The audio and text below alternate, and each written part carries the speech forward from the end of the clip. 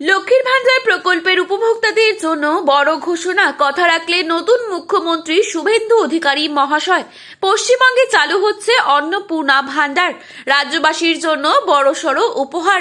আজ এই প্রকল্প নিয়ে হয়ে গেল বড় ঘোষণা। কবে থেকে উপভোক্তাদের দেওয়া হবে এই ৩,০০০ টাকা? মে মাসে কি এই টাকা দেওয়া হবে?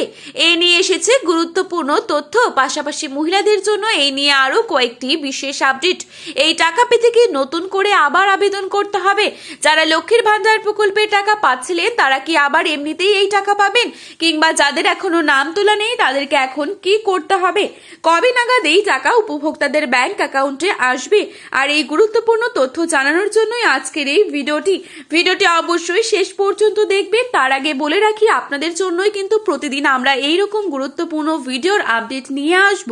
তাই এইরকমই গুরুত্বপূর্ণ ভিডিওর আপডেট পেতে অবশ্যই চ্যানেলটি সাবস্ক্রাইব করে পাশে থাকা বেল আইকনটিকে প্রেস করে রাখবেন।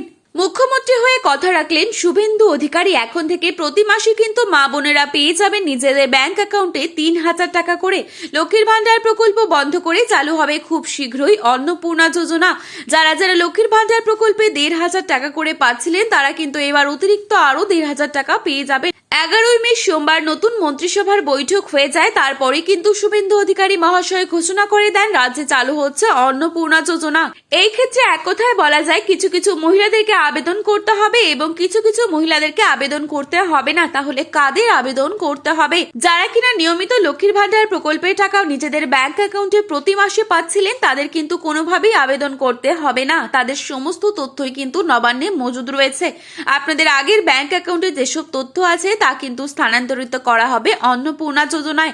অর্থাৎ এই সমস্ত মহিলাদেরকে আবেদন করার প্রয়োজন নেই। তো কাদের এবার আবেদন করতে হবে চলুন সেটাই দেখে নিচ্ছি। যারা কিনা ভোটের আগে লক্ষ্মীর ভান্ডার প্রকল্পের জন্য আবেদন করেছিলেন এবং তাদের আবেদন কোনো কারণে মঞ্জুর হয়নি, তাদেরকে কিন্তু আবার নতুন করে ফর্ম ফিল আপ করে অন্নপূর্ণা ভান্ডারের জন্য আবেদন করতে হবে। পাশাপাশি যারা এখনো নতুন, যাদের লক্ষ্মীর ভান্ডার প্রকল্পের আবেদন কখনোই করেননি, তাদেরকে আবেদন করতে হবে।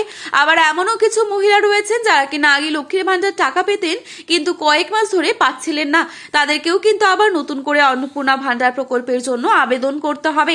ইতিমধ্যে প্রত্যেকটি জেলায় পৌঁছে গিয়েছে অন্নপূর্ণা ভান্ডার প্রকল্পের ফর্ম। আপনাদের গ্রাম পঞ্চায়েত এলাকায় অথবা পৌরসভা এলাকায় প্রত্যেকটি জায়গাতেই কিন্তু ক্যাম্প করা হবে।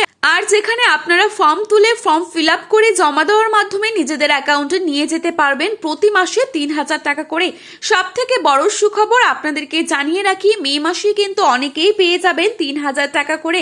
আর যারা মে মাসে টাকা পাবেন না তারা কিন্তু জুন মাসের প্রথম সপ্তাহেই অন্নপূর্ণা ভান্ডারে ৩,০০০ টাকা পেয়ে যাবেন। তাই যারা এখনো লক্ষ্মীর ভান্ডার প্রকল্পে টাকা পাচ্ছেন না এবং যারা কিনা নতুন করে আবেদন করবেন তারা ইতিমধ্যেই ফর্ম সংগ্রহ করে আবেদন করে ফেলুন। কারণ আপনারা যত তাড়াতাড়ি ফর্ম ফিল আপ করে জমা দেবেন তত আগেই কিন্তু টাকাটি পেয়ে যাবেন। এই বিষয়ে পরবর্তী নতুন কি আপডেট আসতে পারে তা জানার জন্য অবশ্যই আমাদের চ্যানেলটি সাবস্ক্রাইব করে পাশে থাকবেন। ধন্যবাদ।